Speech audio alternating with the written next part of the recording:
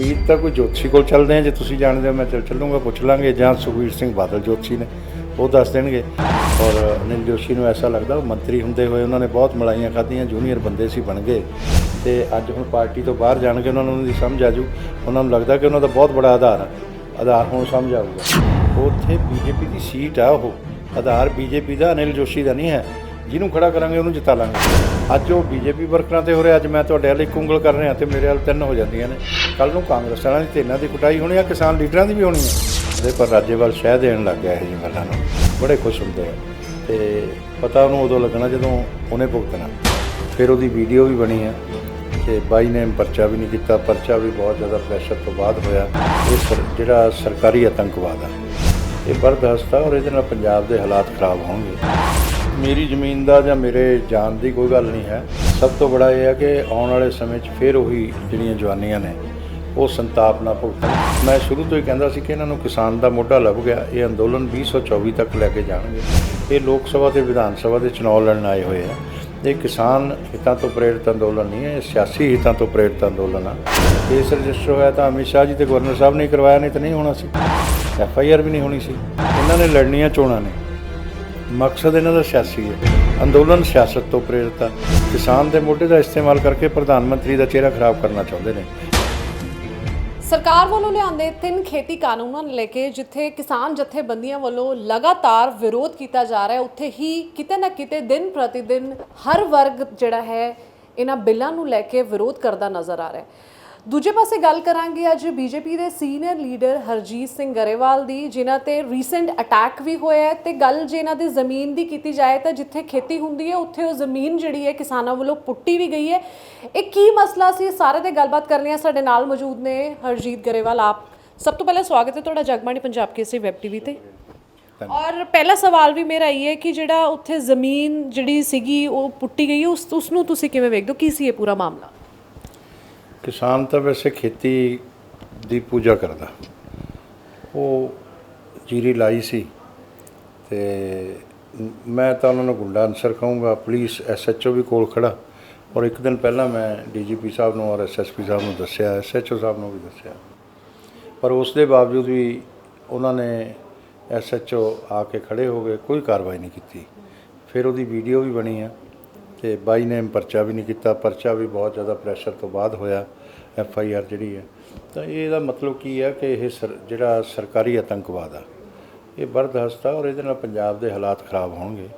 ਔਰ ਪੰਜਾਬ ਦੀ ਜਵਾਨੀ ਨੂੰ ਪਹਿਲਾਂ ਜਿੱਦਾਂ ਸੰਤਾਪ ਭੁਗਤਿਆ, ਮੈਨੂੰ ਮੇਰੀ ਜ਼ਮੀਨ ਦਾ ਜਾਂ ਮੇਰੇ ਜਾਨ ਦੀ ਕੋਈ ਗੱਲ ਨਹੀਂ ਹੈ।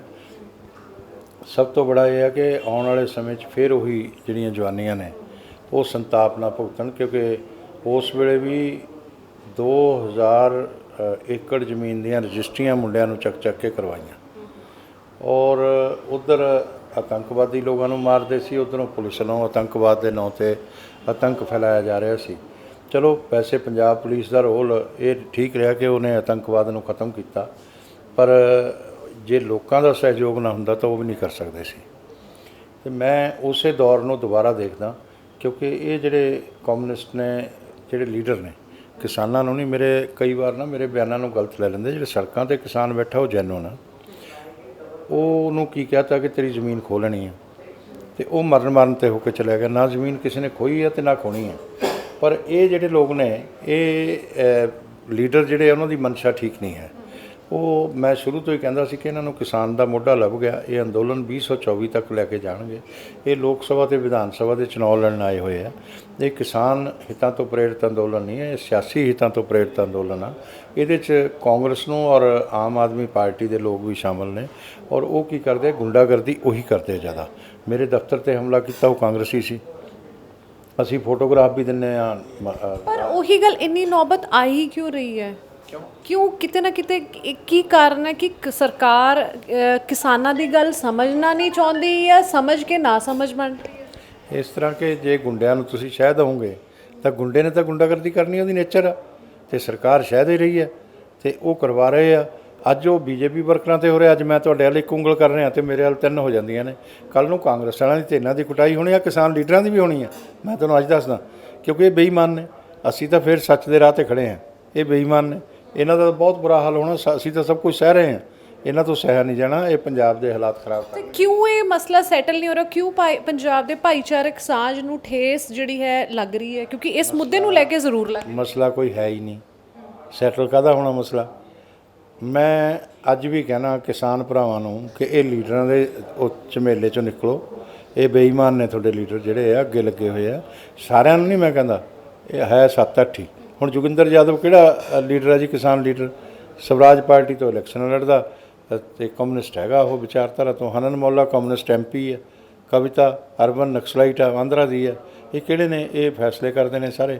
ਤੇ ਇਸ ਕਰਕੇ ਇਹ ਜਿਹੜੀ ਵਿਚਾਰਧਾਰਾ ਇਹ ਠੀਕ ਨਹੀਂ ਹੈ। ਅੱਛਾ, ਜਿਹੜਾ ਤੁਹਾਡੇ ਤੇ ਅਟੈਕ ਰਾਜਪੁਰੇ ਤੇ ਚੰਡੀਗੜ੍ਹ ਹੋਇਆ, ਉਸ ਲਈ ਤੁਸੀਂ ਕਿਸ ਨੂੰ ਜ਼ਿੰਮੇਵਾਰ ਸਮਝਦੇ ਹੋ ਅਤੇ ਕਦੋਂ ਕੀ ਸੀਕੁਐਂਸ ਆਫ ਇਵੈਂਟ ਕੀ ਰਿਹਾ? ਵੀ ਦੱਸੋ। ਦੇਖੋ, ਰਾਜਪੁਰੇ ਤਾਂ ਮੈਂ ਸਮਝਦਾ ਕਿ ਉਹ ਕਾਂਗਰਸ ਵਾਲਿਆਂ ਨੇ ਕਰਵਾਇਆ, ਔਰ ਇੱਥੇ ਜਿਹੜਾ ਹੋਇਆ ਇਹ ਵੈਸੇ ਜਿਹੜਾ ਉਗਰਾਹਾਂ ਜਥੇਬੰਦੀ ਹੈ ਉਹ ਇੱਕ ਆਰਗੇਨਾਈਜ਼ਡ ਔਰ ਡਿਸਪਲਿਨਡ ਜਥੇਬੰਦੀ ਹੈ। ਉਹਨਾਂ ਦੀ ਸਾਡੀ ਵਿਚਾਰਧਾਰਾ ਇੱਕ ਨਹੀਂ ਹੈ, ਪਰ ਫਿਰ ਵੀ ਉਹ ਅਨੁਸ਼ਾਸਨ 'ਚ ਰਹਿ ਕੇ ਕੰਮ ਕਰਦੇ ਆ ਔਰ ਇੱਕ ਅੰਦੋਲਨ ਨੂੰ ਵੀ ਠੀਕ ਤਰੀਕੇ ਨਾਲ ਚਲਾਉਂਦੇ ਆ। ਇਹ ਰਾਜੇਵਾਲ ਹੁਣੀ ਵੀ ਇੱਦਾਂ ਦੇ ਕੰਮ ਨਹੀਂ ਕਰਦੇ, ਪਰ ਰਾਜੇਵਾਲ ਸ਼ਹਿ ਦੇਣ ਲੱਗ ਗਿਆ ਇਹੋ ਜਿਹੀਆਂ ਗੱਲਾਂ ਨੂੰ। ਬੜੇ ਖੁਸ਼ ਹੁੰਦੇ ਆ ਤੇ ਪਤਾ ਉਹਨੂੰ ਉਦੋਂ ਲੱਗਣਾ ਜਦੋਂ ਉਹਨੇ ਭੁਗਤਣਾ। ਤੇ ਇਹ ਜਿਹੜੇ ਡਕੌਂਦਾ ਵਾਲੇ ਹੋਰ ਕੁਝ ਲੋਕ ਸੀ ਥੋੜ੍ਹੇ ਜਿਹੇ ਜਿਹੜੇ ਗੁੰਡਾ ਗਰੋਹ ਨੇ ਉਹ ਸੀਗੇ ਇਹਦੇ 'ਚ। ਮੇਰੇ ਪਿੰਡ ਦਾ ਕੋਈ ਨਹੀਂ ਸੀ ਸ਼ਾਮਲ, ਬਾਹਰ ਦੇ ਲੋਕ। ਉਹ ਫਿਲਮ ਬਣੀ ਹੋਈ ਆ, ਆਸ-ਪਾਸ ਦੇ ਪਿੰਡਾਂ ਦੇ ਆ ਤੇ ਉਹ ਸ਼ਹਿਰ ਨਾਲ ਆਏ ਨੇ ਔਰ ਪੁਲਿਸ ਦੀ ਸਹਿਮਤੀ ਨਾਲ ਹੀ ਹੋਇਆ ਸਾਰਾ। ਤੇ ਵੈਸੇ ਨਹੀਂ ਹੁੰਦਾ। ਤੇ ਉਹਨਾਂ ਨੇ ਕੋਈ ਅਜੇ ਤੱਕ ਕਾਰਵਾਈ ਜਿਹੜੀ ਸੀ ਆਇਡੈਂਟੀਫਾਈਡ ਬੰਦੇ ਆ, ਕੋਈ ਕਾਰਵਾਈ ਨਹੀਂ ਕੀਤੀ। ਤੇ ਅਸੀਂ CM ਸਾਹਿਬ ਨੇ ਅੱਧਾ ਫੋਨ ਵੀ ਆਇਆ ਸੀ, ਮੈਂ ਮਿਲਣ ਵੀ ਜਾਊਂਗਾ CM ਸਾਹਿਬ ਨੂੰ, ਉਹਨਾਂ ਨੂੰ ਦੱਸਾਂਗੇ। ਉਹਨਾਂ ਨੇ ਕਿਹਾ ਕਿ ਮੈਂ ਇੱਦਾਂ ਦਾ ਕੰਮ ਨਹੀਂ ਹੋਣ ਦੇਣਾ। ਤੁਸੀਂ ਗਵਰਨਰ ਸਾਹਿਬ ਨੂੰ ਵੀ ਮਿਲੇ, ਕੀ ਰਿਹਾ? ਗਵਰਨਰ ਸਾਹਿਬ ਨੇ ਆਪਣੀ ਤਰਫੋਂ ਜੋ ਕਰਨਾ, ਜੇ ਕੇਸ ਰਜਿਸਟਰ ਹੋਇਆ ਤਾਂ ਅਮਿਤ ਸ਼ਾਹ ਜੀ ਤੇ ਗਵਰਨਰ ਸਾਹਿਬ ਨੇ ਕਰਵਾਇਆ, ਨਹੀਂ ਤਾਂ ਨਹੀਂ ਹੋਣਾ ਸੀ। FIR ਵੀ ਨਹੀਂ ਹੋਣੀ ਸੀ। ਪੰਜਾਬ ਸਰਕਾਰ ਕਦੇ ਨਹੀਂ ਕਰਦੀ। ਸਾਡੇ ਬਹੁਤ ਵਰਕਰਾਂ 'ਤੇ ਹਮਲੇ ਹੁੰਦੇ ਆ, ਨਹੀਂ ਕਰਦੇ।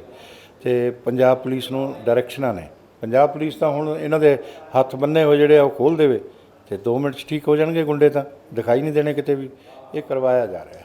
ਅੱਛਾ, ਤੁਹਾਡੇ ਆਪਣੇ ਹੀ ਜੇ BJP ਦੀ ਗੱਲ ਕੀਤੀ ਜਾਏ ਤਾਂ ਵੱਖਰੇ ਵੱਖਰੇ ਸਮੇਂ ਤੇ ਲੀਡਰਸ ਜਿਹੜੇ ਨੇ ਆਪਣੀ ਹੀ ਪਾਰਟੀ ਦੇ ਅਗੇਂਸਟ ਆਵਾਜ਼ ਬੁਲੰਦ ਕਰਦੇ ਨੇ। ਜਿਸ ਤਰ੍ਹਾਂ ਪਹਿਲਾਂ ਵੀ ਆਪਾਂ ਪਿਛਲੀ ਇੰਟਰਵਿਊ 'ਚ ਵੀ ਜ਼ਿਕਰ ਕੀਤਾ ਸੀਗਾ।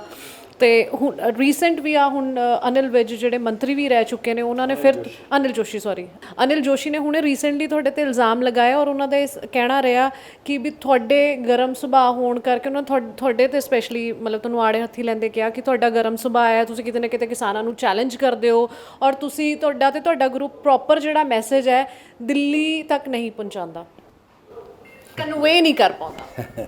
11 ਗੇਟ ਦੀ ਗੱਲ ਅਨਿਲ ਜੋਸ਼ੀ ਨੇ ਆ ਕੇ ਕਰਵਾਈ ਸੀ। ਹਾਂਜੀ, ਉਹ ਮੈਂ ਤੇ ਜਾਣੀ ਜੀ ਸੀ ਨਾ।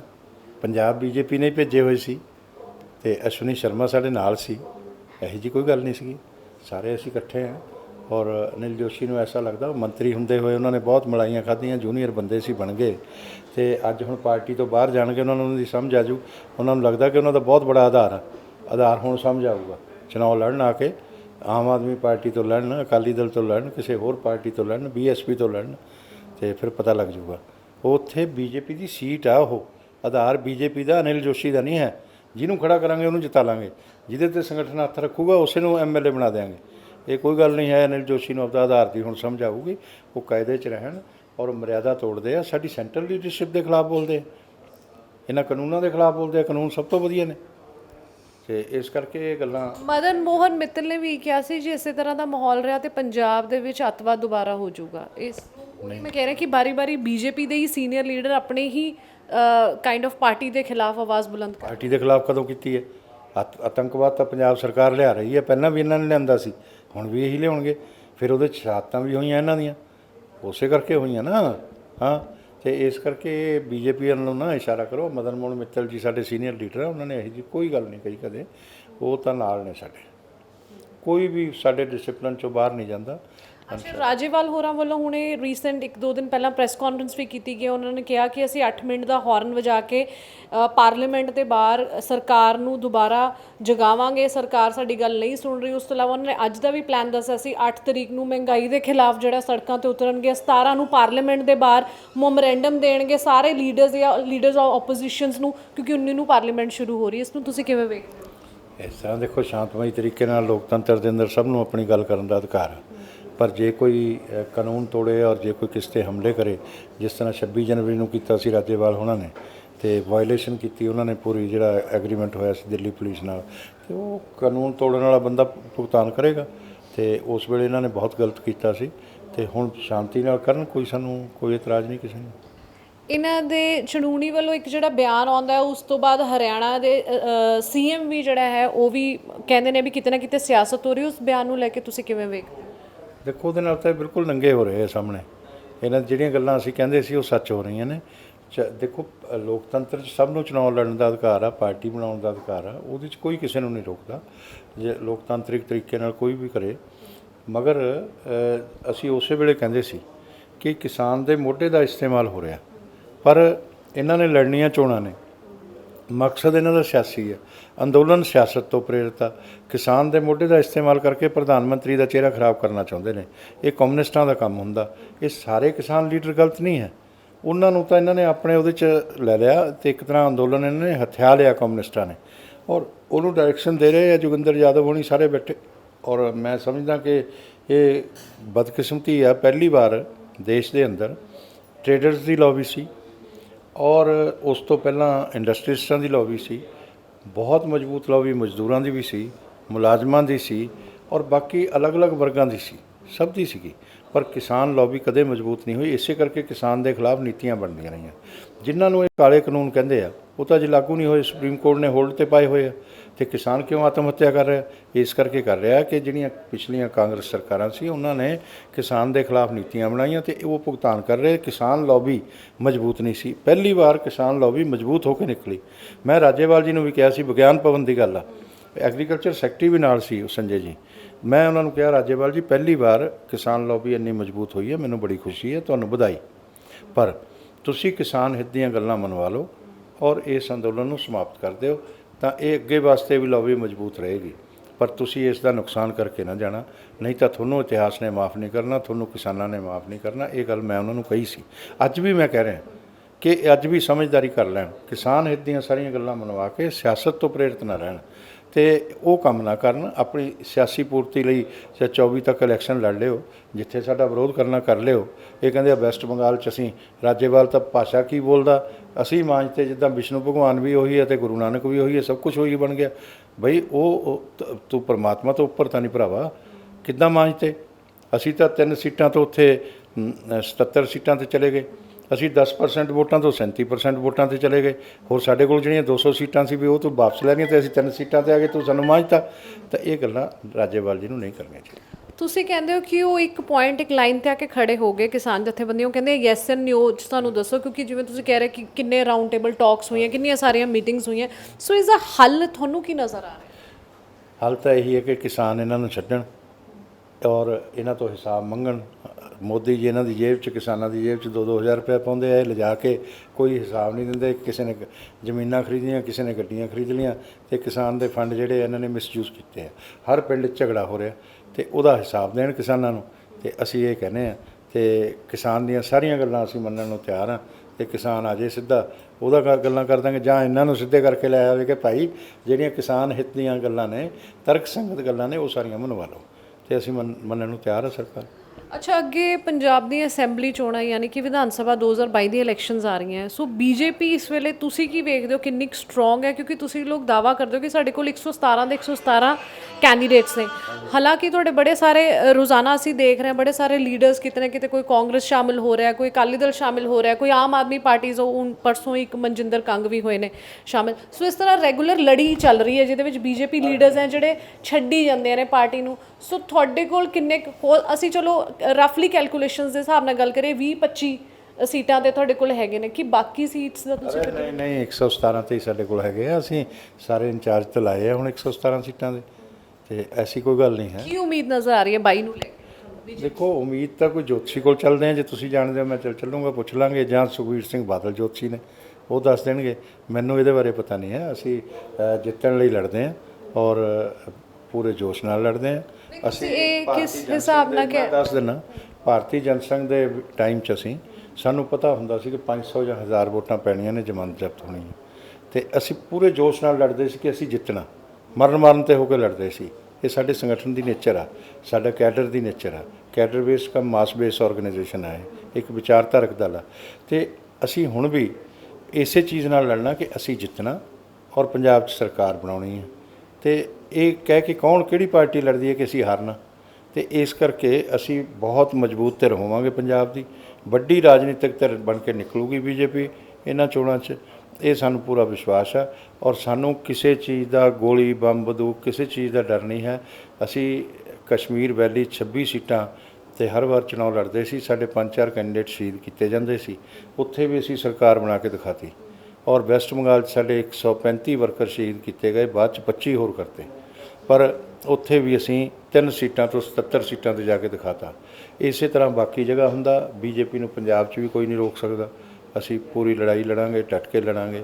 ਔਰ ਇਹਨਾਂ ਦੀ ਇਹ ਤਾਂ ਮਾਰਨ ਵਾਸਤੇ ਤੁਰੇ ਫਿਰਦੇ ਆ, ਇਹ ਰਾਜੇਵਾਲ ਹੁਣੀ ਵੀ ਉਹਨਾਂ 'ਚ ਹੀ ਨੇ, ਇਹ ਮਾਰਨ ਵਾਸਤੇ ਤੁਰੇ ਫਿਰਦੇ ਆ। ਮੈਨੂੰ ਲੱਗਦਾ ਲੜਾਈ ਹੁਣ ਨਾ ਸੀਐਮ ਚੇਅਰ ਨੂੰ ਲੈ ਕੇ ਬੜੀ ਜ਼ਿਆਦਾ ਅੱਜਕੱਲ ਦੇਖਣ ਨੂੰ ਮਿਲ ਰਹੀ ਹੈ ਪਾਰਟੀਆਂ ਦੇ ਵਿੱਚ ਹੀ। ਕਦੀ ਇੱਕ ਪਾਰਟੀ ਕਹਿੰਦੀ ਹੈ ਕਿ ਅਸੀਂ ਦਲਿਤ ਚਿਹਰਾ ਬਣਾਵਾਂਗੇ ਸੀਐਮ, ਇੱਕ ਕਹਿੰਦੀ ਹੈ ਡਿਪਟੀ ਸੀਐਮ ਅਸੀਂ ਦਲਿਤ ਚਿਹਰਾ ਬਣਾਵਾਂਗੇ। ਸੋ ਇਸ ਤਰ੍ਹਾਂ ਦੀਆਂ ਜਿਹੜੀਆਂ ਸਪੈਕੂਲੇਸ਼ਨਸ ਤਾਂ ਨਹੀਂ ਕਹਿ ਸਕਦੇ, ਇਸ ਤਰ੍ਹਾਂ ਦੀਆਂ ਗੱਲਾਂ ਆਪਾਂ ਦੇਖ ਰਹੇ ਹਾਂ ਅੱਜਕੱਲ। ਪੋਲੀਟੀਕਲ ਸਿਆਸੀ ਜ਼ਮੀਨ ਦੀ ਮੈਂ ਗੱਲ ਕਰ ਰਹੀ ਹਾਂ, ਉਹਦੇ ਵਿੱਚ ਅਸੀਂ ਰੋਜ਼ਾਨਾ ਦੇਖ ਰਹੇ ਹਾਂ, ਸੁਣ ਰਹੇ ਹਾਂ। ਕਿਤੇ ਨਾ ਕਿਤੇ ਭਾਈਚਾਰਕ, ਜਿਵੇਂ ਮੈਂ ਜ਼ਿਕਰ ਕੀਤਾ ਸੀ, ਭਾਈਚਾਰਕ ਸਾਂਝ ਨੂੰ ਠੇਸ ਪਹੁੰਚਾਉਣ ਦੇ ਲਈ ਰੋਜ਼ਾਨਾ ਕੁਛ ਨਾ ਕੁਛ ਇਸ ਤਰ੍ਹਾਂ ਦੀ ਐਕਟੀਵਿਟੀਜ਼ ਅਸੀਂ ਵੇਖ ਰਹੇ ਹਾਂ। ਮੁਜ਼ਾਹਰਾ ਕੀਤਾ ਗਿਆ ਹੈ ਸ਼ਿਵ ਸੈਨਾ ਵੱਲੋਂ, ਉਹਨਾਂ ਦਾ ਕਹਿਣਾ ਰਿਹਾ ਕਿ ਹਿੰਦੂਜ਼ ਨੂੰ ਕਿਤੇ ਨਾ ਕਿਤੇ ਗੁਲਾਮ ਬਣਾਇਆ ਗਿਆ, ਕਿ ਪੰਜਾਬ ਦੇ ਵਿੱਚ ਸੀਐਮ ਚਿਹਰਾ ਹਿੰਦੂ ਹੋਣਾ ਚਾਹੀਦਾ ਹੈ, ਕੋਈ ਕਹਿੰਦਾ ਦਲਿਤ ਹੋਣਾ ਚਾਹੀਦਾ, ਕੋਈ ਕਹਿੰਦਾ ਸਿੱਖ ਹੋਣਾ ਚਾਹੀਦਾ। ਸੋ ਇਹ ਤੁਸੀਂ ਕਿਵੇਂ ਵੇਖਦੇ ਹੋ? ਮੈਂ ਇਸ ਚੀਜ਼ ਦੇ ਬਹੁਤ ਖਿਲਾਫ ਹਾਂ। ਹਿੰਦੂ ਸਿੱਖ ਦਲਿਤ ਇਹਨਾਂ ਗੱਲਾਂ ਦੇ ਖਿਲਾਫ ਹਾਂ। ਉਹ ਕਿਉਂ ਆ? ਮੈਂ ਇਹ ਕਹਿਣਾ ਕਿ ਯੋਗਤਾ ਦੇ ਆਧਾਰ 'ਤੇ ਹੋਣਾ ਚਾਹੀਦਾ ਹਮੇਸ਼ਾ, ਕਿ ਨਾ ਹਿੰਦੂ ਦੇਖੋ ਨਾ ਸਿੱਖ ਦੇਖੋ। ਦਲਿਤ ਦੇ ਲਈ ਅਸੀਂ ਕਿਉਂ ਕਿਹਾ? ਦਲਿਤ ਲਈ ਮੈਂ ਵੀ ਕਿਹਾ ਕਿਉਂਕਿ ਦਲਿਤਾਂ 'ਤੇ ਜ਼ੁਲਮ ਹੁੰਦੇ ਆ।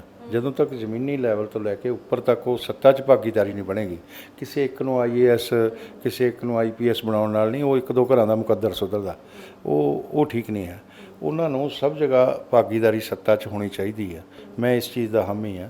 ਇਸ ਚੀਜ਼ ਦਾ ਨਹੀਂ ਹੈਗਾ ਕਿ ਜਾਤੀ ਦੇ ਆਧਾਰ 'ਤੇ ਜਾਂ ਧਰਮ ਦੇ ਆਧਾਰ 'ਤੇ ਕਿਸੇ ਨੂੰ ਦਿੱਤਾ ਜਾਵੇ। ਅਸੀਂ ਸਾਰੇ ਇੰਡੀਅਨ ਹੈਗੇ ਹਾਂ, ਹਿੰਦੁਸਤਾਨੀ ਹਾਂ। ਸਾਨੂੰ ਉਸ ਦੇ ਯੋਗਤਾ ਦੇ ਆਧਾਰ 'ਤੇ ਜੇ ਅਸੀਂ ਡੈਮੋਕ੍ਰੇਸੀ 'ਚ ਅੱਗੇ ਵਧਾਂਗੇ ਤਾਂ ਅਸੀਂ ਵਧੀਆ ਕੰਮ ਕਰ ਸਕਾਂਗੇ। ਮੈਂ ਇਸ ਚੀਜ਼ ਦਾ ਹਾਮੀ। ਜਿਹੜੇ ਇਹ ਗੱਲਾਂ ਕਰਦੇ ਨੇ ਉਹਨਾਂ ਦੀ ਮਾਨਸਿਕਤਾ ਜਿਹੜੀ ਹੈ ਕਿਤੇ ਨਾ ਕਿਤੇ ਠੀਕ ਨਹੀਂ ਹੈ। 22 ਦੇ ਲਈ ਤਿਆਰ ਹੋ? ਹਾਂਜੀ, 2022 ਦੇ ਲਈ ਤਿਆਰ ਹੋ? ਬਿਲਕੁਲ ਤਿਆਰ ਹਾਂ, ਡਟ ਕੇ। ਮੈਂ ਤਾਂ ਹੁਣ ਵੀ ਆਪਣੇ ਹਲਕੇ ਜਾਂਦਾ ਰਹਿਣਾ। ਕੰਪੀਟੀਸ਼ਨ 'ਚ ਕਿਸ ਨੂੰ ਵੇਖ ਰਹੇ ਹੋ? ਦੇਖੋ ਕੰਪੀਟੀਸ਼ਨ ਤਾਂ ਹੁਣ ਕਾਂਗਰਸ ਤਾਂ ਕਿਤੇ ਰਹੀ ਨਹੀਂ। ਸਾਡਾ ਕੰਪੀਟੀਸ਼ਨ ਜੇ ਕੋਈ ਹੋਊਗਾ ਤਾਂ ਅਕਾਲੀ ਦਲ ਨਾਲ ਹੈ, ਬਾਕੀਆਂ ਨਾਲ ਨਹੀਂ। ਇਹ ਬੜੀ ਵੱਡੀ ਗੱਲ ਹੈ। ਸੋ ਇਹ ਸੀ ਸਾਡੇ ਨਾਲ ਹਰਜੀਤ ਗਰੇਵਾਲ, ਜਿਨ੍ਹਾਂ ਦਾ ਸਾਫ਼ ਕਹਿਣਾ ਰਿਹਾ ਕਿ ਸਾਡਾ ਕੰਪੀਟੀਸ਼ਨ ਜਿਹੜਾ ਹੈ 2022 ਦੀਆਂ ਵਿਧਾਨ ਸਭਾ ਚੋਣਾਂ ਦੇ ਲਈ ਕਿਸੇ ਦੇ ਨਾਲ ਨਹੀਂ ਹੈ, ਸਪੈਸ਼ਲੀ ਕਾਂਗਰਸ ਦੇ ਨਾਲ ਨਹੀਂ ਮੰਨ ਰਹੇ। ਪਰ ਹਾਂ, ਉਹਨਾਂ ਦਾ ਇਹ ਕਹਿਣਾ ਰਿਹਾ ਕਿ ਸ਼੍ਰੋਮਣੀ ਅਕਾਲੀ ਦਲ ਦੇ ਨਾਲ ਜ਼ਰੂਰ ਹੈ। ਇਹ ਉਹ ਪਾਰਟੀ ਹੈ ਜਿਸ ਦੇ ਨਾਲ ਭਾਈਵਾਲ ਹੋ ਕੇ ਬੀਜੇਪੀ ਅਤੇ ਸ਼੍ਰੋਮਣੀ ਅਕਾਲੀ ਦਲ ਦਾ 9 ਮਾਸ ਦਾ ਰਿਸ਼ਤਾ ਸੀ, ਪਰ ਉਹ ਅੱਜ ਆਪਣੇ ਕੰਪੀਟੀਟਰ ਅਕਾਲੀ ਦਲ ਨੂੰ ਹੀ ਦੇਖ ਰਹੇ ਨੇ। ਕੈਮਰਾਮੈਨ ਅਮਨ ਦੇ ਨਾਲ ਮਨਪ੍ਰੀਤ ਕੌਰ, ਜਗਬਾਣੀ, ਚੰਡੀਗੜ੍ਹ।